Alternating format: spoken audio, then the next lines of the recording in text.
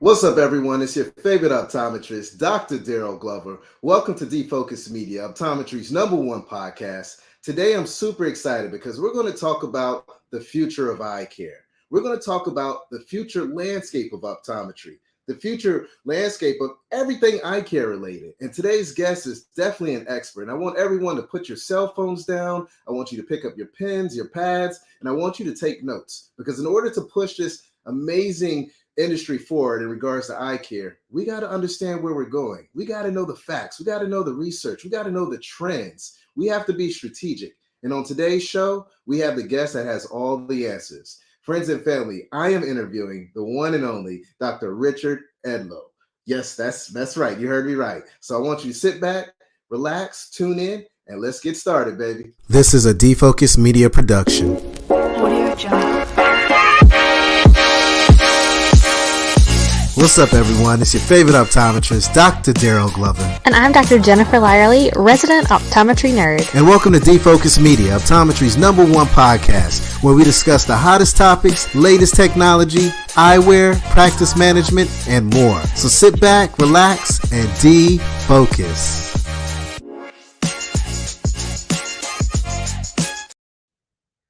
What's up? What's up? We're back. Super excited today. We have an amazing guest on the podcast. This guy really needs no introduction. He has been in the game for quite a bit of time and has really added so much impact. And, at this time in eye care, I think personally it's a fantastic time. I know some of my colleagues are out there are a little worried about what the future landscape of optometry looks like, but it's only right to bring the one and only Dr. Richard Edlow to the podcast. How are you doing today, sir?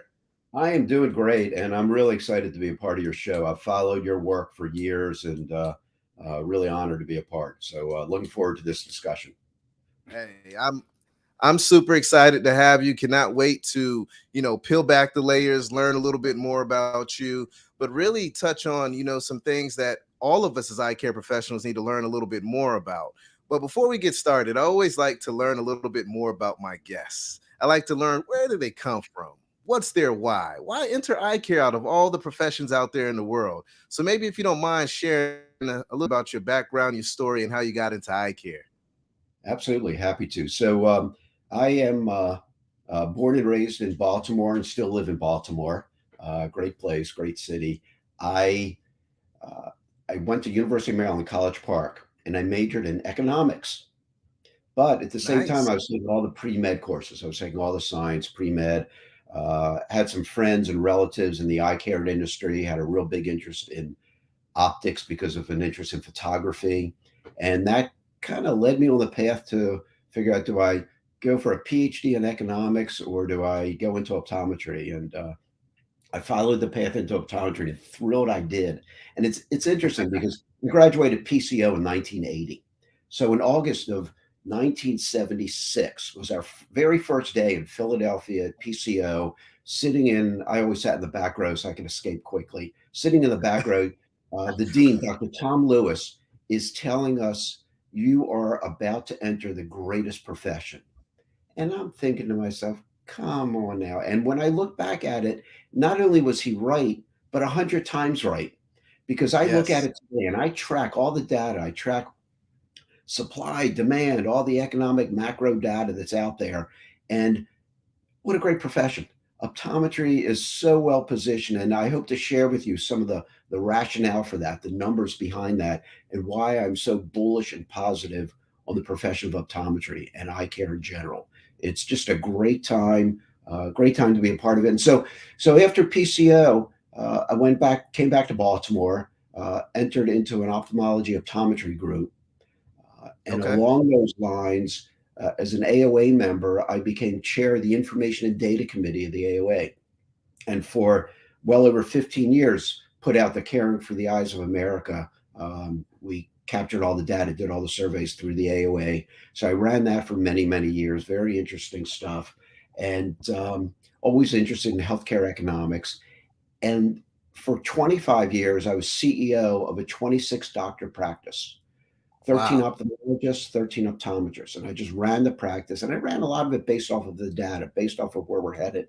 And then we had the good fortune of successfully completing a private equity investment back in 2014. And then I gradually exit out of that.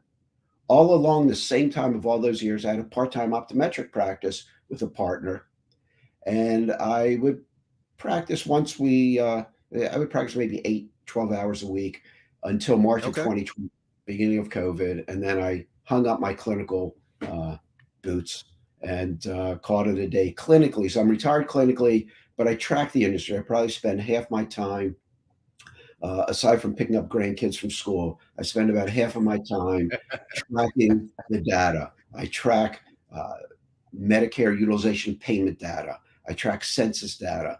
I track data from ASCO, Association of Schools College of Optometry, Association of University Professors in Ophthalmology. And I track it all, and I put all those numbers together, crunch them together in ridiculous spreadsheets. I'm a real numbers geek. And from that evolves where we're headed. It looks at the trends. It looks like, where is optometry going to be in 5 years, and 10 years, and 20 years? And through all of that, we can really have a good view of what the future of eye care is, and hopefully help, regardless of what practice setting we're in, hopefully help us figure out strategically what's the best way to plan for the future. What's the best way to look at my professional career path for the next 10 years, 20 years? And I believe it's very compelling data, and I love sharing it. I share it with students in optometry schools during their practice management programs in the third year. I share it with any state association or the American Optometric Association. I share this data gratis. I'm happy to get the word out there because optometry's been very, very good to me, and at the same time, it can be very, very good to everyone as long as you do it right. And look, we're going to share a bunch of numbers. We're going to talk about a bunch of data, but as you well know, Dara, and I know you know this, it all comes down to taking care of your patients, being nice to people. That's And it. if you do that, the rest will follow. So that's kind of my history, and that's where I'm coming from. Hey, I love the history, and I love that you graduated from PCO because I'm a PCO grad as well. And when I was there, Dr. Lewis was there as well. Okay. And just fantastic person all around. He was very active at school. He came around, he talked to the students, he asked questions, he asked where there was room for improvement. Just fantastic person in general. And, I love PCO. They really helped to shape and mold my career into the optometrist that I am today. And my classmate, one of my classmates, look, we had a lot of classmates that did extremely well in the Yeah. profession. My classmate was Mike Middleman, who Oh, now no way. failed. Mike was PCO 80. Yeah. It was probably Yeah, before you were yeah. born, but anyway. Well, I'm 82, baby, so I'll agree Okay. with you on that one. All right. But yeah, man, I look super excited to have you on the show today. I've had some colleagues that have been in the room with you and heard you speak, and I reached out to you many moons ago, and I didn't follow up. I dropped the ball on that, but I'm super excited that you're with me today. One of my colleagues, Dr. Essence Johnson, she had the opportunity to sit in the room with you and hear you speak, and she hit me up right after your lecture and was just like, "You got to get him on the show. He has all the knowledge. This is She's what we great. need. Every eye care professional in the world needs to understand what's going on." So super excited to learn a little Essence. bit more Let me about just you. share a little tidbit. Yeah. Essence is great, and she shared with me about every year.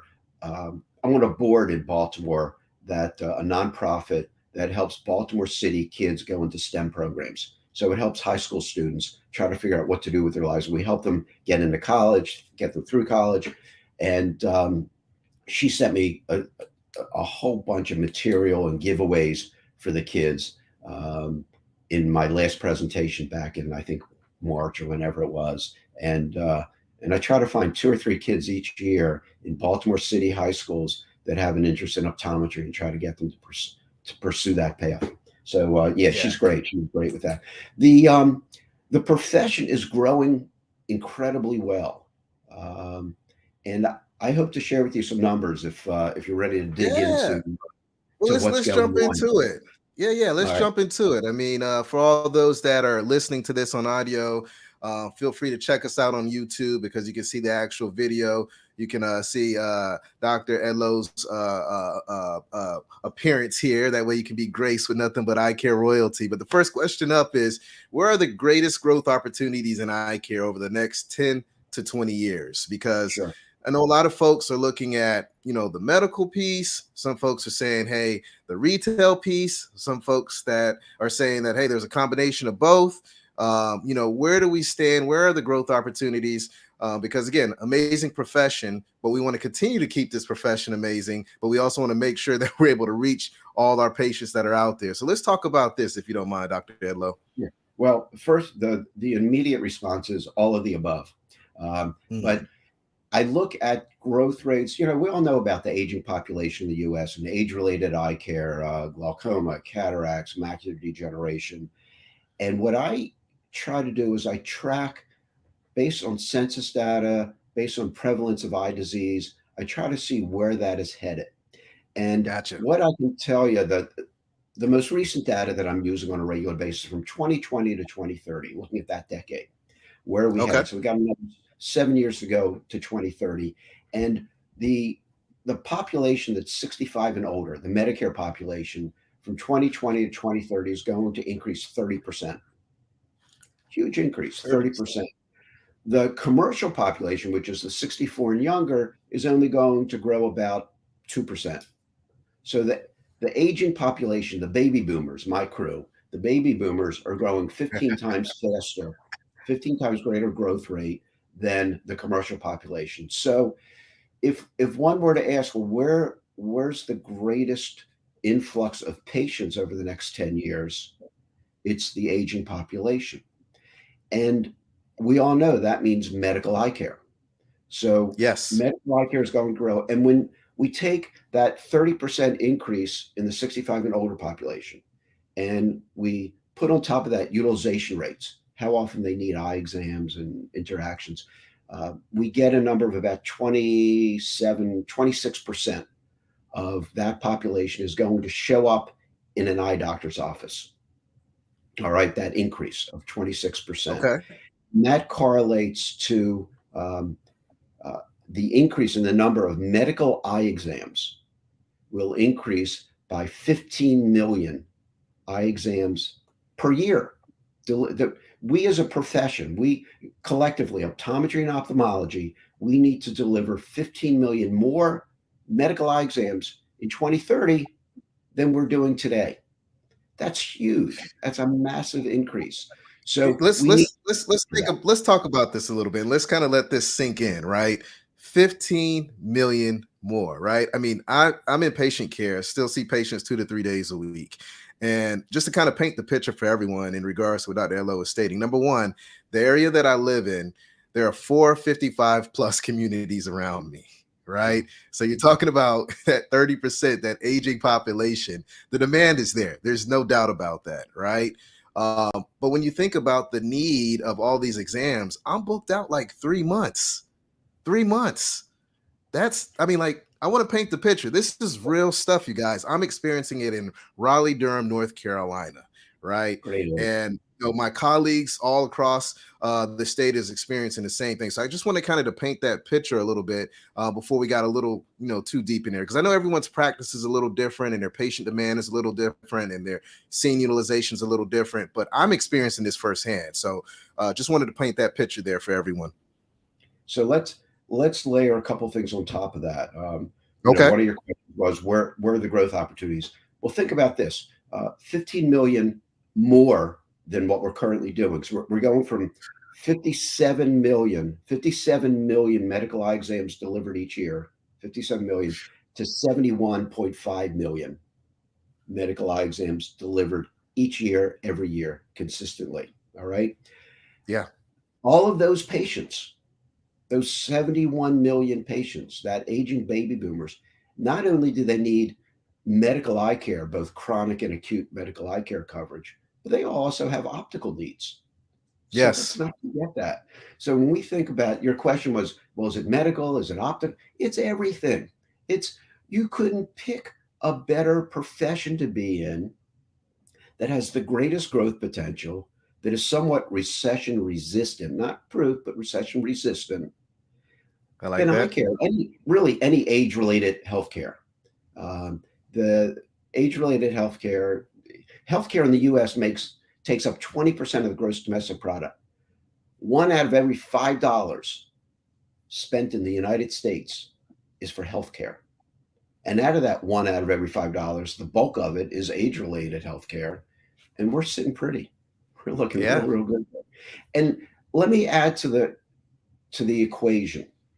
So 15 million additional medical eye exams.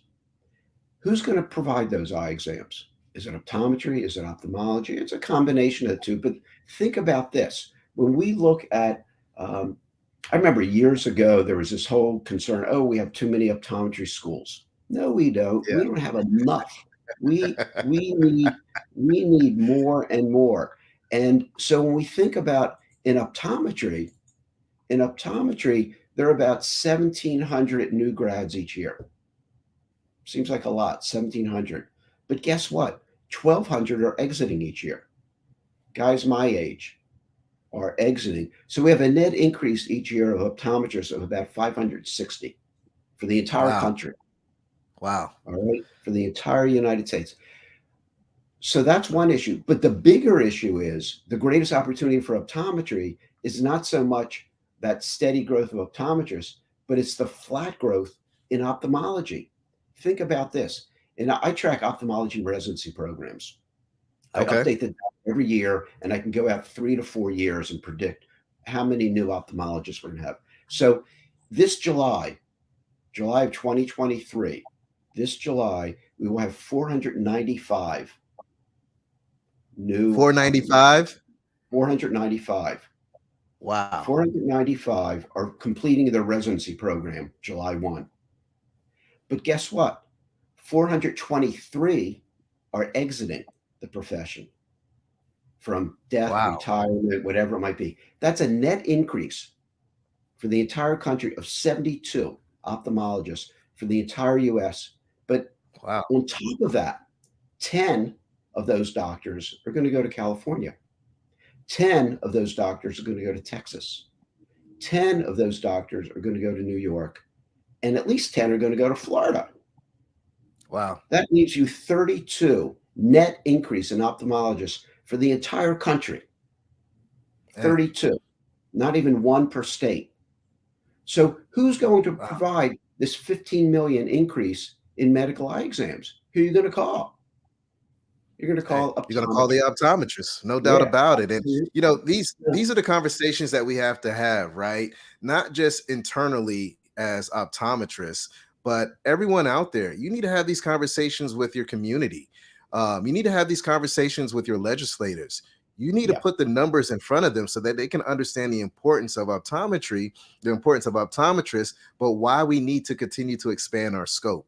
If we're going to be able to take care of the future folks, we're not going to be able to do it if we don't, continue to push our message forward. I just had a call yesterday with Jeff Michaels, who works in AOA state legislative, with that exact point, exactly what you just said. How do we best concisely share this data? Because it's a public health issue. It's going to be a major public health issue, and it's not going to get better for at least 15 or 20 years. Back in the 1980s, there was a RAND study done on how many optometrists and ophthalmologists we have. And back then it was determined that we have way too many. We have too many ophthalmologists. So all of the residency programs that were federally funded were cut and decreased to the point where now today we've been averaging 480 residency spots each year for the past 10, 15 years. Well, try to get increased federal funding for a doctor's program, not happening. Certainly not this week in DC. So there are issues there. But on top of all that, let me add one more piece of data layered on top. From 2020 to 2030, in 2020, approximately 4.2 million cataract procedures were performed. 4.2 million. And that's a conservative number, I think. If we ask some people, the Alcons and B&Ls of the world. It's maybe slightly higher, but let's use 4.2 million. Let's be conservative. In 2030, it is estimated that at least 5.6 million cataract procedures need to be performed. Wow. That's an increase from 2020 to 2030 of 1.4 million additional cataract procedures to be performed each year, every year. Wow. The average ophthalmologist in the US performs 400 cataract procedures a year. Now, some do 50, some do 3,000, but on average, Right. it's 400. 400 procedures. 400 procedures divided into 1.4 million means we need an additional 3,500 ophthalmologists. 3,500 by 2030. How many are we going to have? Maybe 600, not 3,500. So ophthalmology will need to spend more and more time in their surgical facilities. Who's going to fill the clinic for the medical eye exams, for that red eye, for that glaucoma patient, for that macular degeneration patient that you're following?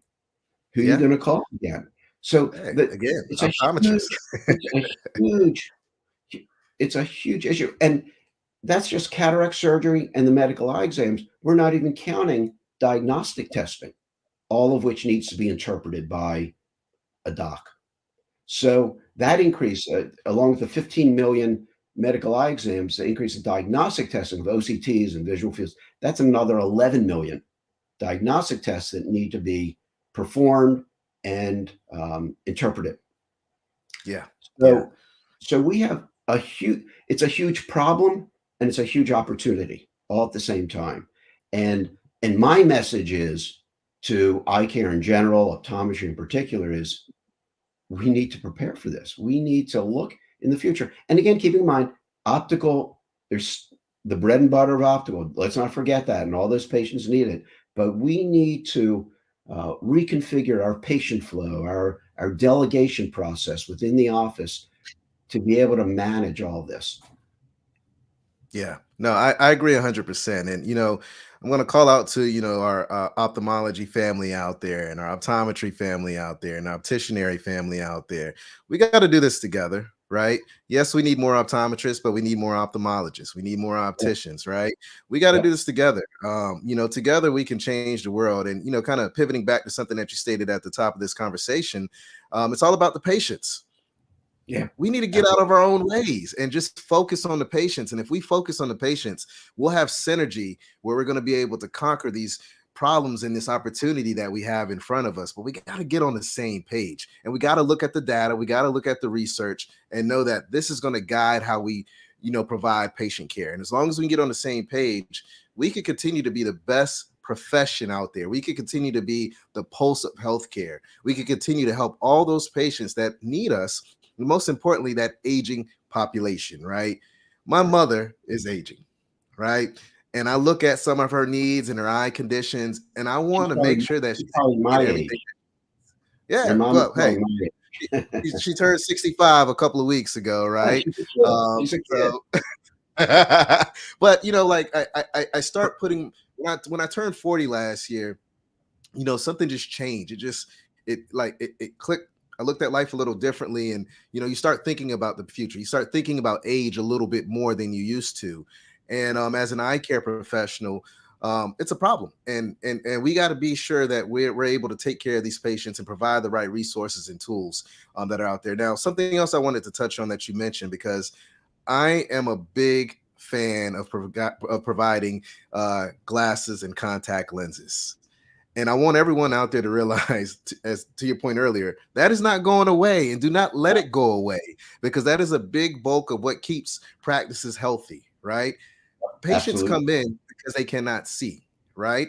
But when they're in, we're providing comprehensive eye exams. So we're still taking care of the medical piece, but do not push that piece away, because that's a big way or big entry point for patients coming into our practice. And we're able to find things like diabetes, autoimmune disorders, vascular related conditions. So make sure you still focus on that refraction.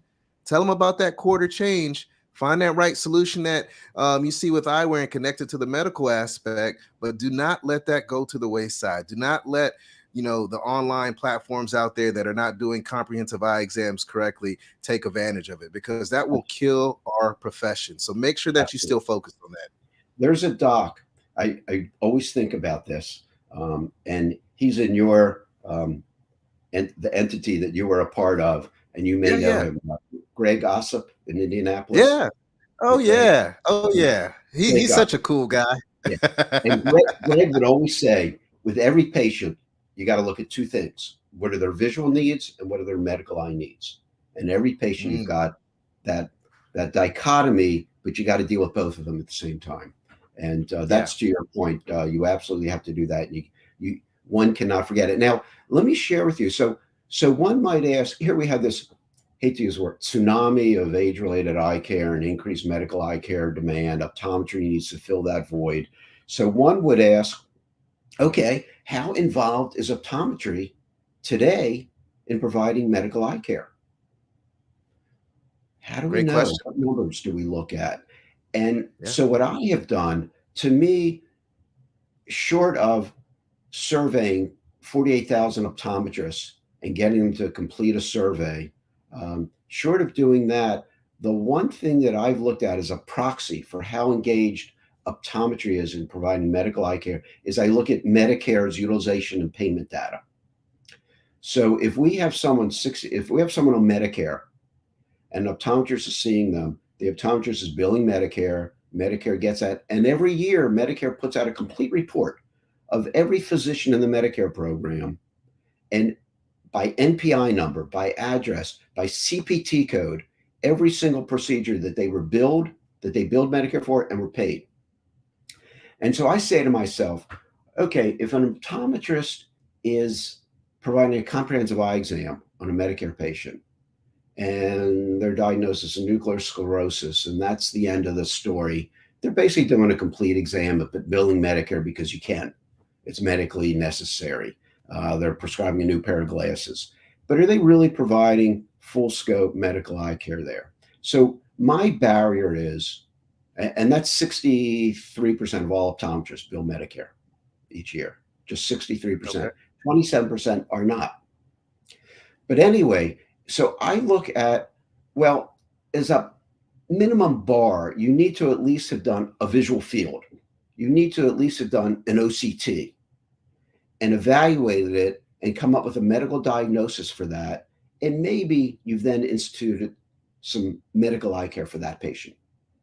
So, what percent of optometrists bill Medicare for medically necessary visual fields each year? To me, that's how many optometrists are really doing medical eye care. What is that number? That number is 30%. Man, So you're killing me here, man, because something that I OCTs, look at. Because OCTs, well, I get a little nervous when I hear that, right? But then I also do not get nervous, and the reason why is because the organization I'm a part of, my eye doctor. Number one, we have OCTs, visual fields pretty much in every office, fundus photography in every office, and OCTs just about in every office, right? And part of my organization, one of my duties and roles is to go to the different schools and educate about our brand, right? So I get great dialogue with the future of eye care, the students, the future doctors. yeah, And the reason why I'm not too nervous about that number is that these students look at visual fields and OCTs as the standard of care when it right, comes to practicing, right? So we're going to yeah, see probably a huge swish, a huge dynamic shift in regards to what that medical piece looks like. And we're probably going to see a increase in that number over time. Now, I'm just speculating just from the conversations that I had, but, I'd love to, get your opinion in regards to that and some of the data no, that you've seen you're with that absolutely as right. well. I track that every year. Now, Medicare releases the utilization payment data 2 years in arrears. So the last data that came out was for 2020, and that's the beginning of COVID. So everything kind of took a little bit of a hit at the beginning of COVID in 2020. I'm looking forward to getting the 2021 numbers, which I should get in July or August. And then Okay. I download the entire optometry and ophthalmology files. It takes my computer, I think I need a new computer, but it takes my computer about an hour to download all the data. and then I crunch it by state, by doc. I go through all kinds of crazy stuff. But from 2016 to 2019, all of the diagnostic testing, I'm looking at one of my graphs here, everything in visual fields, OCTs, OCT of the optic nerve, OCT of the macula, fundus, it all increased several percentage points. Then in 2020, everything decreased, but again, I attribute that to COVID. So I'm not worried about that. And I think it's all going to bounce right back. And to your point about the new grads and the new optometrists, absolutely. And to me, the regardless of what setting we practice in, we need to do, just as you are with all your My Eye Doctor locations, you need to have the diagnostic testing there. We need to have the appropriate patient flow and delegation for the testing to be done efficiently when needed, so the doctor can do the interpretation efficiently. And there's going to be this onslaught of patients that's already beginning. You're booked 3 months out. It's already beginning. And we need to get that done within the office. We need to get ophthalmology to fully appreciate that we're not your enemy. We need to work together on this. It's a public health issue. And we need to prepare for the future collectively, whether it's collaborative care between optometry and ophthalmology, whether it's expanding one's diagnostic testing capabilities within the optometric office. If, for example, there's, I see a lot of independent optometric practices have 6 lanes, 8 lanes, 3 or 4 diagnostic testing rooms, para-optometric techs. That's the future of optometry. And it's a great opportunity. It's no doubt about it. And that's kind of transitioning, and we've been touching on it a little bit into the next question. And how does one strategically prepare their practice for the future of optometry? And I love that you're talking about the patient flow, the patient journey, and what does the office look like, and do you have the right equipment in your office? Do you have the right team members in your office, right? I mean, how do we truly prepare for this, right? Because when you're talking about an increase in patient load, that means you're going to have to spend some money in your practice to be able to be ready for it. So that may scare some folks because, again, not everyone is looking at where we're at in optometry as opportunity. They're looking at it as, oh my goodness, I'm scared and I'm nervous and I don't know how to pursue this. So let's spend a little bit more time on how do we really strategically prepare the practice for the future. You need to take a step back. You need to look at your current patient flow and your current staffing model and take those numbers, start to crunch a few numbers. Okay, how many comprehensive eye exams am I performing per week? How many diagnostic tests am I performing per week? And let's imagine I need to increase that by 20% over the next couple of years. All right, well, what do I need to do that? What kind of staffing do I need to do? Do I have enough physical space to do it? Do I need to split up some rooms, or do I need to think about moving into a new facility? There are industrial engineers who do kind of a 6 Sigma evaluation of the patient flow. And as optometrists, we're quantitative geeks. We kind of know how to evaluate a process and things like that. But we need to step back from the day-to-day and really look at what kind of testing. There's some visual field testing nowadays that is done with a virtual headset that has instructions for the patient. So you can set a patient going on that, walk away into another room, do an OCT while the patient does their visual field. And all of a sudden you've done 2 diagnostic tests with 1 staff member all at the same time. So there are a lot of things that we need to evaluate to do that. One of the things, you think about PCO, we think about our education, and even in today's world of optometric education, we aren't really taught extremely well how to delegate. It's still, obviously, we need to learn how to do a visual field. We need to learn how to do an OCT, but we only need to learn how to do it so that we know how it's done, so that we can instruct and delegate someone to do that. And that's what we need to look at. We really need programs on staff delegation. And you probably, Daryl, you probably do that with a lot of your docs in your group.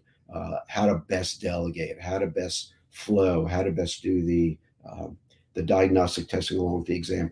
The the thing that I often end these types of presentations and all of this data and digesting it all and trying to figure out how to do it is that I always had in my mind, I always thought that Darwin said it's survival of the fittest. Well, that was some other biologist in the 1800s said that. Darwin said it's survival of those best able to adapt and adjust. And that's our survival. How do we adapt? How do we adjust to the changing world, the changing environment? That's our mission for optometry, learning how to adjust and adapt to the changing environment. And if we take Yeah. a look at where we're headed over the next 10, 20 years based on data, and it's, I don't just make the numbers up, it's real data. And when you look at that, where the trajectory is, we need to figure out how to adapt and to adjust to those demands for our services. And if we do that and we do it well, and we do it successfully, optometry is going to be even stronger than it is today. It's a great profession. It's a great future. My only regret is that I graduated 40 years ago, 43 years ago, instead of today, because the opportunities, I had a great ride, but the opportunities are even better for today's new graduate than it was back in 1980.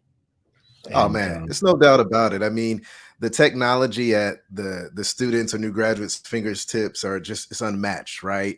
The opportunity for salary is unmatched. Student loan repayment that organizations are providing out there. I mean, yep, great to your programs. point, this is the best time to be coming out of optometry school because you have everything at your fingertips, from innovation and technology to patient demand to you being in demand, and to be a part of the best profession in the world. I always stress, and I say this a million times on this podcast, we have the best profession in the world. Every single day we go into that patient care, into that clinic, into that exam lane, we get to help people with the most precious sense known to mankind, which is sight. And to be able to help someone with that, to be able to elevate their lifestyle, to make their job easier, to be able to see that precious loved one in front of them, to me, that is priceless. That's what got me into the game of eye care. And I want to continue doing that every single day of my life until it's my time to leave this world, right? Now, I wanted to pivot back on something that you touched on. Well, two things, really. Number one, love the concept of delegation. I think we as eye care professionals, we spend too much time trying to do everything, right? Yeah, Delegate, leverage your yeah, technicians, leverage your eyewear consultants, leverage your front desk, leverage your management team, have a strong home office support. That's one of the reasons why I'm a part of the My Eye Doctor family, is because of that, right? I don't have to think about all these other things. I can sit in that exam lane and prescribe the right solutions for my patients when they come in. But as optometrists, we spend too much time gathering data.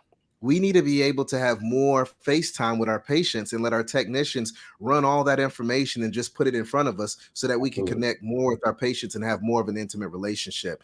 I personally think that's what's going to really get us to the next level when it comes to patient care. That's what's going to get us to the next level when it comes to expanding scope. We got to spend more time with our patients. And we Absolutely.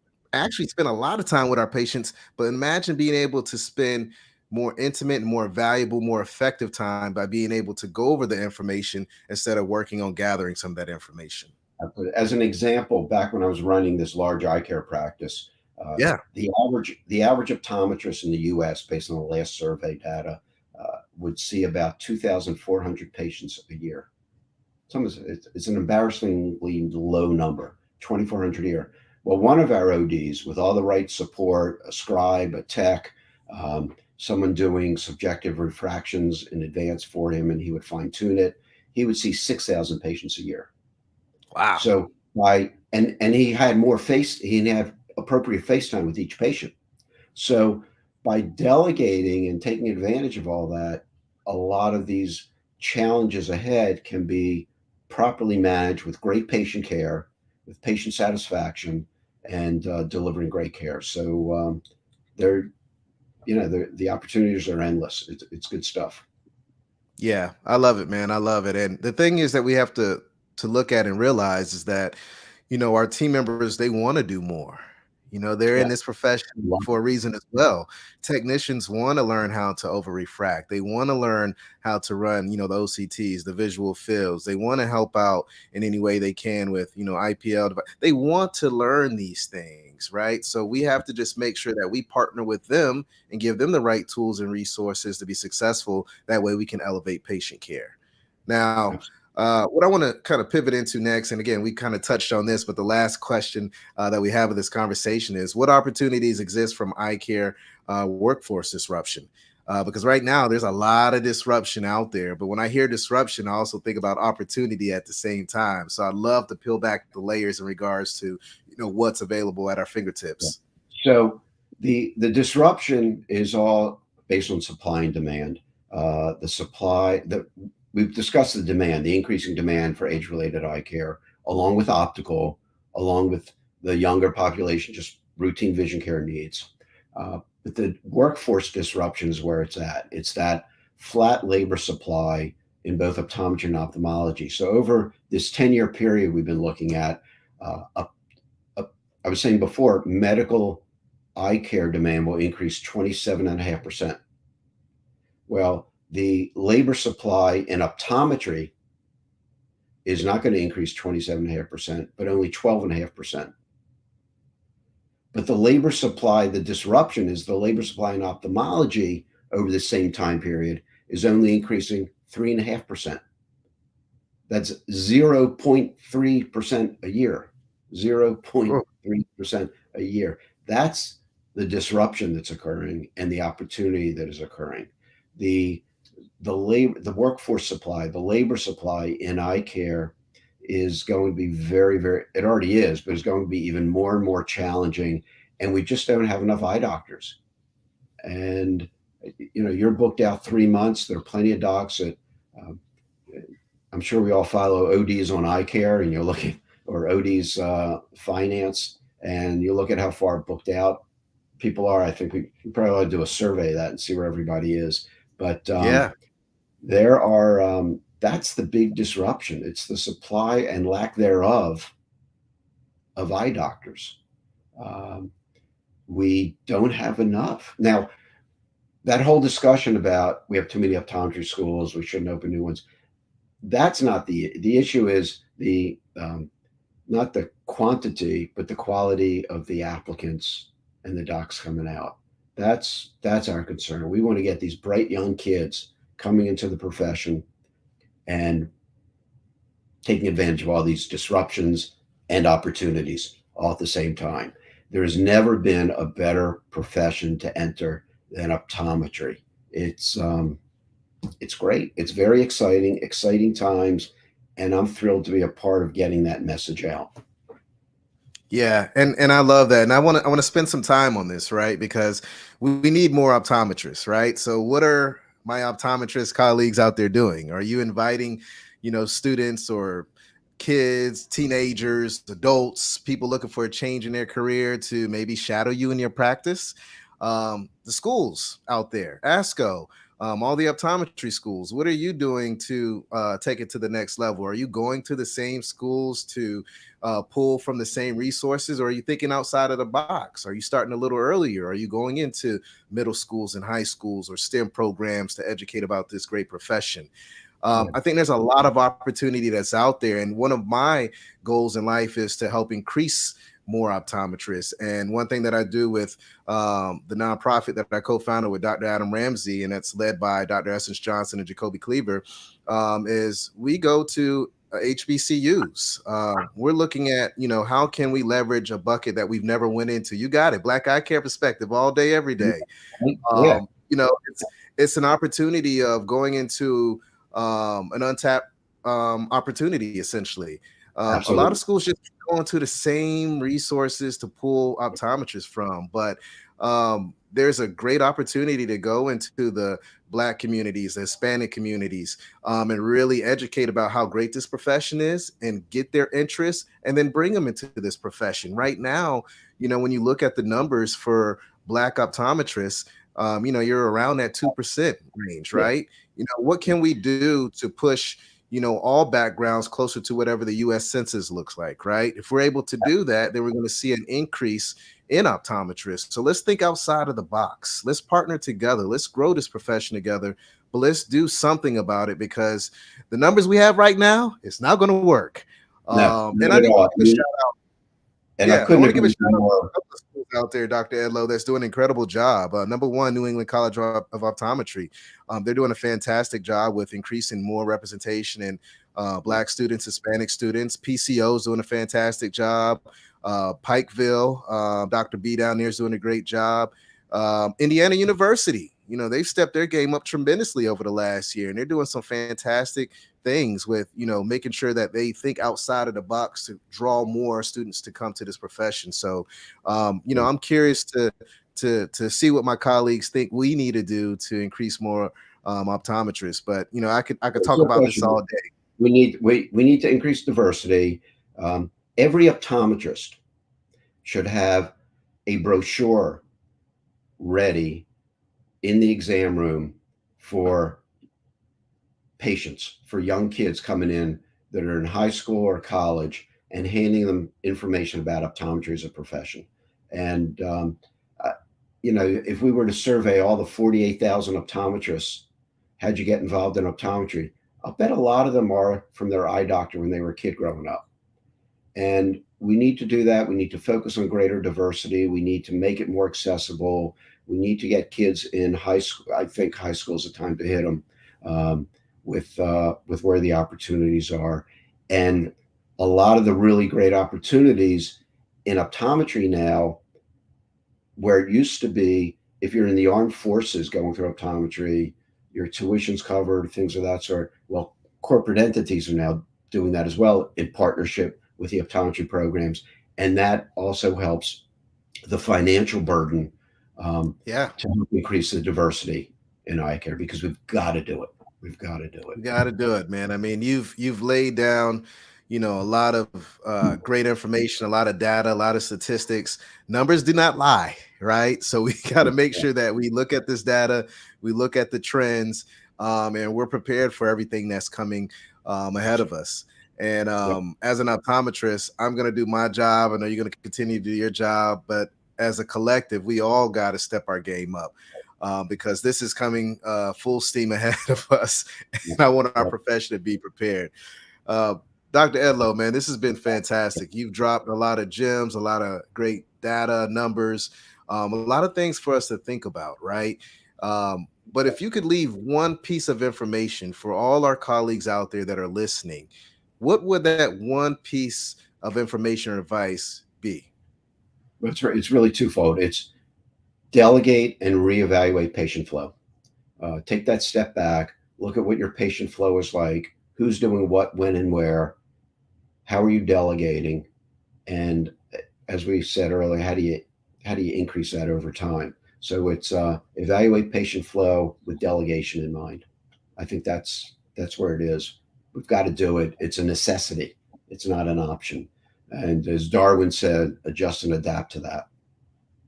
I love it. I love it. You guys, it's the eye economist, Dr. Richard Edlow, out here just dropping amazing gems. Dr. Edlow, if anybody wants to reach out to you and have, a more intimate one-on-one conversation, what's the best way for them to reach out to you to build or bring you to a conference or whatever it may be? The best thing is to reach out by email. My email, I just graduated from AOL to Gmail. After my daughters gave me enough grief. You can't use AOL anymore. Come on. So my email is rcedlow, rcedlow at gmail.com. rcedlow at gmail.com. Maybe in the subject line, put Daryl, write Daryl in the subject line. But yeah, I love it. I just think it's a great profession, and I'm happy to help in any way I can with anyone. So thank you so much for being a part of this podcast. You're like the we're not worthy kind of thing. You're the man. So I'm really glad. Hey man, I'm just doing my part, man. I love to share stories. I love to share data. I love to elevate the profession, and I can't do this by myself. It's partnering with Eyecare greats like yourself that have, taken yourself out of the picture, but really put the profession in front more than anything. And the information that you're supplying us, the data that you're presenting to us, and just the rich history that you have had in optometry and the way you pay it forward by going to the different schools is what we need. We all got to pay it forward. But I want to say, Dr. Richard Edlow, thank you so much for being on the show. This has been fantastic. We got to have you every single year so you can bring the latest and greatest when it comes to the numbers and the data. So I want to bring you on this time next year so we can have this conversation again, my friend. Thanks for having me. It's always nice to be had. And keep up the good work. You do a great job. And I know the profession really appreciates the messaging you get out there. So keep it up. I appreciate you. Well, everyone, it's your favorite optometrist, Dr. Daryl Glover. Stay healthy, stay positive, stay blessed. And until next time, peace. Peace. All right, colleagues, and it's a wrap. Thank you dearly for hanging out with the D-Focus Media team. We hope truly something resonated with you. And if it did, be sure to give us 5 stars and make sure you follow us on all social media platforms: Facebook, Instagram, Twitter, LinkedIn, you named it. And our handle is at D-Focus Media on all platforms. And until next